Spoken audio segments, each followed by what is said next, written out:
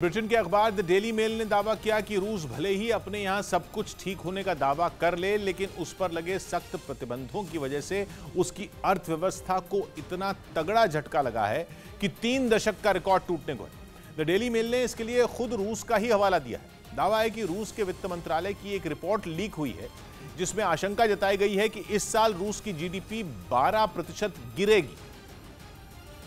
जो कि अगर सच हुई तो ये रूस की जीडीपी में 1994 के बाद सबसे बड़ी गिरावट होगी। जीडीपी का गिरना ही किसी भी देश के पसीने छुड़ा देता है और 12% की गिरावट तो बहुत बड़ी होती है। इसी वजह से कहा जा रहा है कि रूस की जीडीपी में 12% की गिरावट पुतिन की साख पर बट्टा है, क्योंकि रूस की अर्थव्यवस्था के इतने बुरे दिन तो तब भी नहीं आए थे जब सोवियत संघ के टुकड़े होने के बाद रूस सिर उठा रहा था। मतलब अमेरिका के हाथों शीत युद्ध की हार ने भी रूस को उतनी बड़ी चोट नहीं पहुंचाई जितनी रूस के यूक्रेन पर हमले के बाद उस पर अमेरिका समेत पश्चिमी देशों के लगाए प्रतिबंधों ने पहुंचा दी। ये रिपोर्ट भी तब लीक हुई जब 3 दिन पहले ही अमेरिका, ब्रिटेन और जर्मनी जैसे G7 के देशों ने रूस पर नए प्रतिबंध लगाए थे। युद्ध की वजह से आलोचना झेल रहे पुतिन के लिए सबसे बड़ा झटका है, क्योंकि रूस की अर्थव्यवस्था पर जंग की ये पड़ी मार 3 दशकों में सबसे अधिक है। जबकि इससे पहले रूस की इकोनॉमी मिनिस्ट्री ने इस साल जीडीपी में 8% की गिरावट होने का अनुमान जताया था।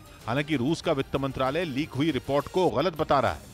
इस बीच खबर है कि रूस के दोस्त चीन को सबक सिखाने के लिए ब्रिटेन अपने यहाँ न्यूक्लियर पावर प्रोजेक्ट से चीन की कंपनियों को बाहर का रास्ता दिखाने में जुटा है। बल्कि इसके लिए वो अपने 3 दशक में पहली बार बनाए जा रहे न्यूक्लियर पावर प्लांट की भी कुर्बानी देने के लिए तैयार है,